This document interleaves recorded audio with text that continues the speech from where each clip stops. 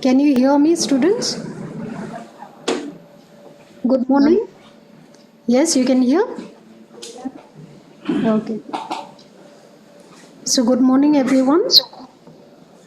So, we're going to start on another topic on applied microbiology, that is diarrheal disease and food poisoning. So, this also is a very important topic for you for both the practicals as well as the theory. So, for the practical aspect, when you come back, will be able to take the practicals for diarrheal disease. Okay, just remember that this is very, very important as a topic for both theory and the practicals. So I hope you're keeping well and staying safe. Okay. So diarrhea. So what is diarrhea? The definition is passage of 3 or more loose or liquid stools per day in excess than usual for that person. So this is according to WHO definition. Okay. So either passage of 3 or more loose stools or liquid stools per day, which is in excess than usual for that person. So that is a definition of diarrhea according to WHO.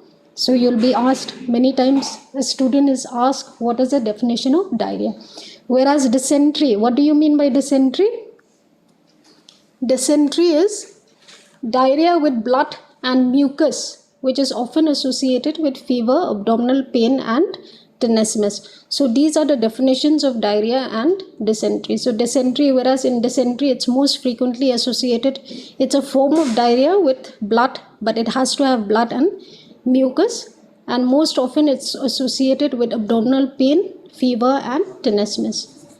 So there are some other definitions. For example, gastroenteritis. So we use this term when we say diarrhea. Sometimes we use it.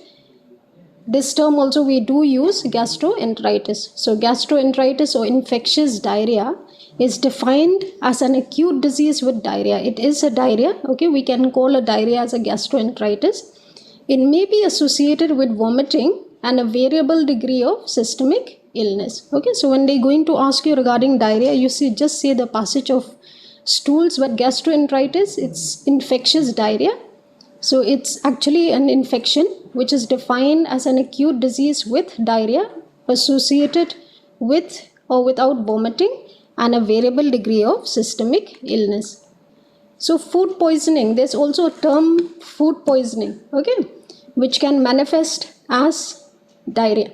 So the food poisoning is a self-limiting form of gastroenteritis. What is this caused by? It's caused by eating food or drink. That's why it's known as food poisoning.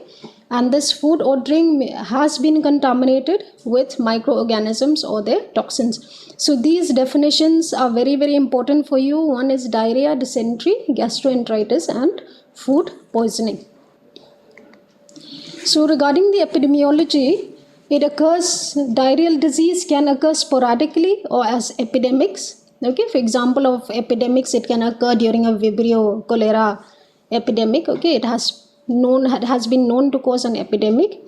It can occur through contaminated food or drink, or even by person to person spread by the fecal-oral route. That's why we keep on stressing on the importance of hand hygiene, of hand washing. Okay, so some forms of gastroenteritis show seasonal variations. For example, in case of rotavirus, it occurs predominantly towards the winter season, and rotavirus is the most common cause of infantile diarrhea worldwide. So in among the infants, a viral etiology is the most important cause, of which rotavirus is the most important cause of infantile diarrhea.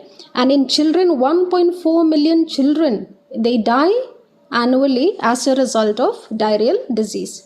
So what are the clinical features of acute gastroenteritis? Okay, so these are the clinical features. There may be malaise, fever can occur, vomiting may or may not occur, there may be body ache or myalgia. Okay, then anorexia means a person is unable to eat, and whatever the person is eating, it's being passed out. Okay, abdominal cramps may be present, diarrhea, and rectal bleeding. Okay, so these are the clinical features of acute gastroenteritis. So what are the agents which can cause this diarrheal disease? It can be classified into bacterial, there are viral agents as well as parasitic as well as fungal agents. Okay, so among the bacterial agents, Vibrio can cause, there are Vibrio species which then can cause this diarrheal disease. Example, Vibrio cholerae, non-agglutinable Vibrios, Vibrio parahemolyticus. These are examples of Vibrio species which can cause diarrhea. Escherichia coli. Okay, even though you remember Escherichia coli being a cause of UTI, predominant cause of UTI, yet there are certain Escherichia coli which can cause diarrhea, and they are known as diarrhogenic E. coli. So examples are ETEC, that is enterotoxigenic E. coli, EPIC, enteropathogenic E. coli, EIEC, that is enteroinvasive E. coli, enterohemorrhagic E. coli. So these are examples of diarrheal disease. Okay, examples of diarrheal disease which are caused by Escherichia coli. And Salmonella can also cause, and diarrheal disease can be caused by Salmonella typhi and Typhimurium. These are some of the examples. And Shigella dysentery type 1, it can cause dysentery. Okay. And Clostridium perfringens, Bacillus cereus, Staphylococcus aureus, Campylobacter jejuni, Yersinia enterocolitica, Aeromonas hydrophila, and Plesiomonas shigelloides. All these are causative agents of diarrheal disease. Okay, so they are classified under the bacterial causes of diarrheal disease. Next, we come to the viral agents. So there are predominantly 3 viral agents which are responsible for causing diarrheal disease. These are rotavirus, norovirus, and adenovirus. But there are other viruses which can also cause, but to a lesser extent, that is caliciviruses, Norwalk-like viruses, astrovirus, coronaviruses, and toravirus. So these are the viral agents of diarrheal disease. So you have to remember rotavirus, noro, as well as adenoviruses. So agents of diarrheal disease. Okay, so these are parasitic agents. Okay, in this slide, they are parasitic agents. For example, Giardia lamblia, which can cause giardiasis. Entamoeba histolytica, it causes amoebic dysentery. Balantidium coli can also cause diarrhea. Coccidian parasites can cause diarrhea in immunocompromised patients, and Microsporidia can also cause diarrhea in immunocompromised patients. Whereas among the fungal agents, a very predominant cause is Candida albicans. So these are the causes and the clinical presentations. So if you look at the causes, we've also given the pathogenesis regarding how does it cause the diarrhea. Okay, so when it causes diarrhea through the invasion, examples are Shigella, Salmonella species, and Campylobacter jejuni. The clinical manifestations in the form of dysentery, that is in Shigella species. For Salmonella, it can cause diarrhea, vomiting can be there, and Campylobacter diarrhea predominantly. Okay, not vomiting. Whereas there are certain species which can produce diarrhea as a result of their toxin production, and the toxin can be enterotoxin, it can be neurotoxin or cytotoxin. Among the enterotoxin producing species, example is Escherichia coli and Vibrio cholerae. Okay, so even in the diarrhogenic, among the diarrhogenic Escherichia coli, this particular species, that is enterotoxigenic E. coli, they can produce enterotoxin which can cause secretory diarrhea. Okay, so neurotoxin among the neurotoxin producing organisms, okay, they are Staphylococcus, Bacillus cereus, and Clostridium botulinum. So what you have to remember again about neurotoxin producing organisms, okay, is that the vomiting is the predominant symptom. Okay, because this neurotoxin means these come under the food poisoning group. So the predominant manifestation will be vomiting and not diarrhea. So they'll definitely be vomiting because it's neurotoxin. Okay, and in case of Clostridium botulinum, it can be associated with diarrhea and neurological. And they usually, when there's a neurotoxin producing organism causing food poisoning, the incubation period is usually very short. Okay, so cytotoxin, among the cytotoxin producing organisms, that will be Escherichia coli O157, that belongs to the enterohemorrhagic E. coli, and it causes bloody diarrhea, hemolytic uremic syndrome, whereas Clostridium difficile, it can cause watery diarrhea. So there are also tissue damaging viruses, okay, such as rota, Norwalk, adenovirus, and enterovirus. So these also are responsible for causing diarrhea. So you have to remember that rotavirus is predominant cause of diarrhea in infants, and Norwalk virus is responsible for a vomiting, which is known as winter vomiting. If Norwalk virus is the predominant feature is the vomiting, okay. Protozoa, among the parasites, we've already gone through it. Cryptosporidium, okay, Entamoeba histolytica, which can cause amoebic dysentery. Giardia lamblia can cause a chronic type of diarrhea, and Cyclospora cayetanensis can cause diarrhea. So these are the some of the parasites, okay. So regarding the pathogenesis, how do they cause diarrhea? Okay, so some they usually do through the adherence. They have the property of adherence. Some have the property of producing certain toxins, as I've shown you earlier, whereas some have the property of invading the intestinal tract. So that is how they produce their means the symptoms of dysentery or diarrhea, either through adherence or toxin production or invasion. And some of the organisms, they can utilize any of the properties, okay, even more than one property. So the inoculum size is also very very important with respect to a clinical manifestation, because unless the inoculum size is sufficient, it will not produce any clinical manifestation in that person. So for example, in Shigella enterohemorrhagic, E. coli, Giardia, or Entamoeba, as few as 10 to 100 bacteria or 10 to 100 parasites can cause the diarrhea or dysentery, okay. Whereas in case of salmonella, in case of gastroenteritis, which is caused by salmonella species, up to 1000 to 10 to power of 5 organisms will be able to cause the diarrhea.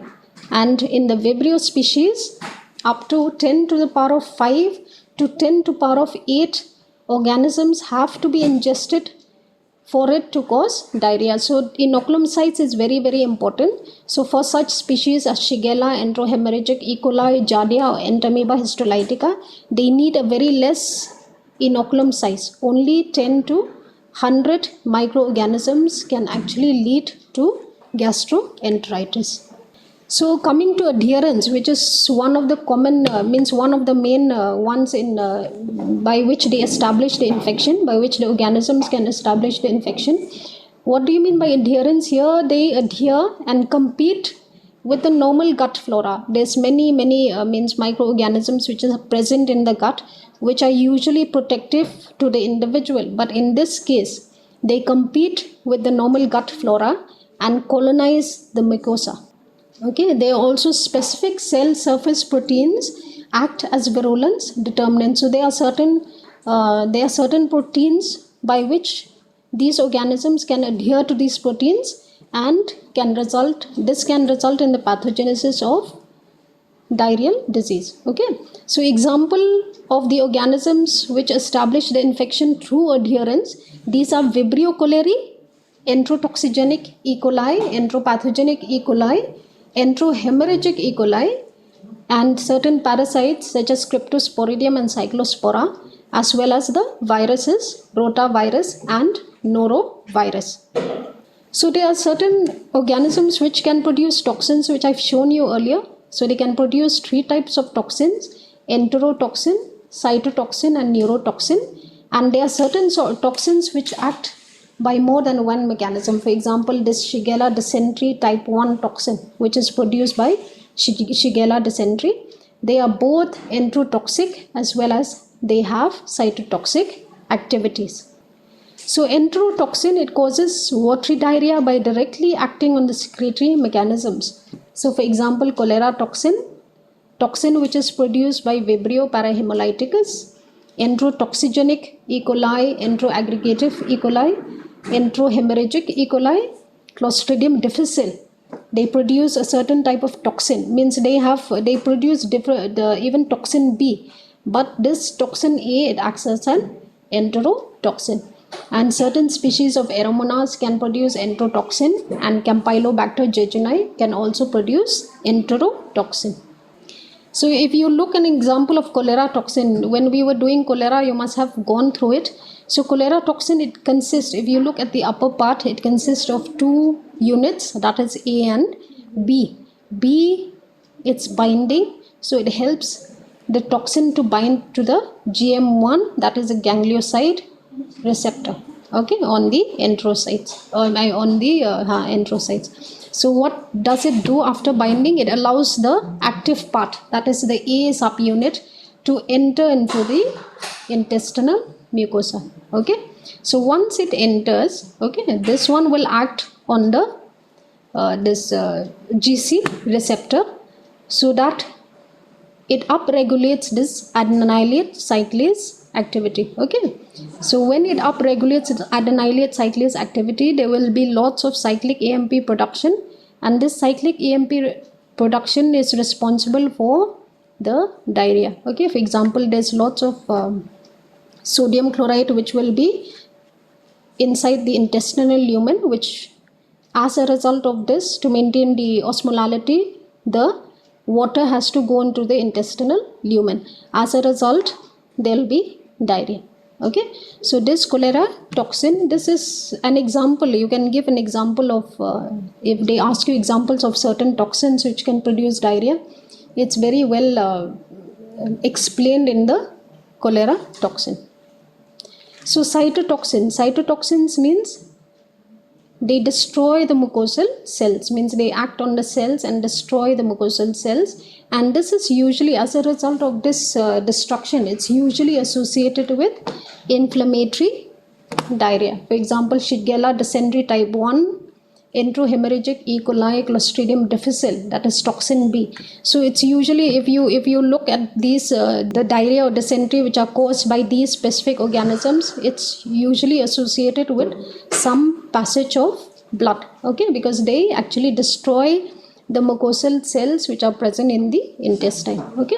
This Shigella dysentery type 1, EHEC, and Clostridium difficile, which is produced by toxin B. So neurotoxins, these act directly on the central or the peripheral nervous system. Example, Staphylococcus enterotoxin, Bacillus cereus toxin, as well as Clostridium botulinum toxin. As I've told you earlier, this neurotoxin, okay, if there's any food poisoning which is caused by neurotoxin, there will be a very, very short incubation period, and the predominant feature will not be diarrhea, the predominant feature will be vomiting in these cases, okay. So invasion is also very important. So the invasion of mucosal cells by the bacteria and the destruction of the mucosal cells. So example, Shigella and enteroinvasive E. coli, Salmonella, Campylobacter jejuni, Yersinia enterocolitica, Plesiomonas shigelloides, Entamoeba sterolytica, Balantidium coli. All these organisms, they act through the process of invasion. So coming to food poisoning. Food poisoning is also important because you can get a question maybe in case of diarrheal disease, or you can get a question of gastroenteritis, but you may also get a question on food poisoning, okay. So depending on the pathogenesis, the food poisoning can be of three types. It can be an infection type, it can be a toxin type, or it can be an intermediate type, okay. So types of food poisoning, coming to the infection type. So here the infective dose of the pathogen are ingested with food. They set up an infection in the gut and induce diarrhea. For example, in case of Salmonella, the infective dose is 10 to the power of 3 to 10 to the power of 5 microorganisms. If this number is ingested, then they set up an infection in the gut and then can induce diarrhea. So the incubation period is approximately 8 to 24 hours for Salmonella food poisoning. So toxin type, as a result of ingestion of preformed bacterial toxin. So this toxin is it's already being produced in the food stuff which a person is ingesting. So the preformed bacterial toxin is ingested along with the food. So as I've told you, when you ingest a toxin, okay, the incubation period is comparatively very short, Okay, so the incubation period in case of staphylococcal food poisoning is approximately 1 to 6 hours. So it's very short incubation period. And intermediate type, for example, the bacteria is ingested with the food, okay, but they can produce a toxin in the gut. So they induce diarrhea in that way. Okay, so the bacteria they ingest it as such, but in the gut they produce certain toxins and then they induce diarrhea. So the incubation period is 6 to 12 hours, and an example is Clostridium perfringens food poisoning. Okay, so here look at the examples. The organisms Staphylococcus, Bacillus cereus, Clostridium botulinum, they can cause all these symptoms: nausea, vomiting, diarrhea. And the common food sources, you'll have to know the common food sources because Staphylococcus aureus is usually asked. So which are the foods which are commonly implicated in causing food poisoning? That is poultry, potato, egg salad, mayonnaise, cream pastries. And in case of Bacillus cereus, there's the emetic type and there's a diarrhegenic type. So the emetic type is usually caused by fried food. So when you heat, okay, fried food, then it can cause this toxigenic type of food poisoning. Okay, so Clostridium botulinum, the common food sources are usually the canned foods. So incubation, the organisms Clostridium perfringens, Bacillus cereus, that is a vomiting type. Okay, so the incubation period is 8 to 16 hours incubation, and the symptoms which are associated: abdominal cramps, diarrhea. The vomiting is rare. And in case of Clostridium perfringens, what are the common food sources? Beef, it can be poultry, legumes, that is beans, peas and all, and gravies. Okay, Bacillus cereus, it can be through ingestion of meat, vegetables, dried beans, cereals. Okay, and these Vibrio cholerae, ETEC, EHEC, Salmonella species, Shigella species, Vibrio hemolyticus, the incubation period will be more than 16 hours. So if you get a case of food poisoning, you'll have to definitely ask regarding the history. You'll have to get the history of when a particular food is being consumed. Okay, so that will give you a hint regarding which type of food poisoning that person is having. So if it's a case of within 1 to 6 hours, okay, you can suspect Staphylococcus aureus, Bacillus cereus, Clostridium botulinum food poisoning. 8 to 16 hours, you can suspect Clostridium perfringens, Bacillus cereus, and even Salmonella species. But more than 16 hours, you can expect Vibrio cholerae, ETEC, EHEC, Salmonella species. Means that person will come 20, maybe 24 hours later and tell you that he's had food somewhere, means 2 days back or something like that. Okay, wherein he developed a case of diarrhea.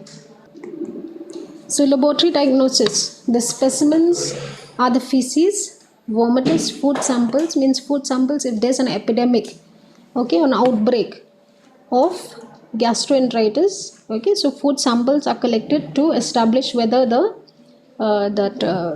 outbreak has occurred from that particular area. Okay, so feces, vomitus and food samples. So microscopy, in case of inflammatory diarrhea, we can try to look for the pus cells. For example, in Shigella, there's lots of pus cells. Okay, so this will give you a clue that it can be a case of inflammatory diarrhea. Okay, and if it is due to certain parasites, you can examine for ova, the parasites, or the cyst in the parasitic infections. Okay, hanging drop motility can be used for just to see if there's a suspicion of Vibrio cholerae. We look for the hanging drop motility because Vibrio cholerae have a very specific type of motility, have a very defined type of motility, which is known as darting motility or the shooting star motility. So we can always try to look for that. Staining can also be done. For example, gram stain can be done for certain etiologic agents. Example, Vibrio because they have a characteristic they are curved gram negative organisms. So you can see maybe if there's a curved gram negative organism, that will be Vibrio. And Candida species, of course, because of their yeast, they are bigger than bacteria. So if you see yeast in the gram stain, okay, that may be a Candida species. Okay, so some other stains which we can do are the acid fast stain.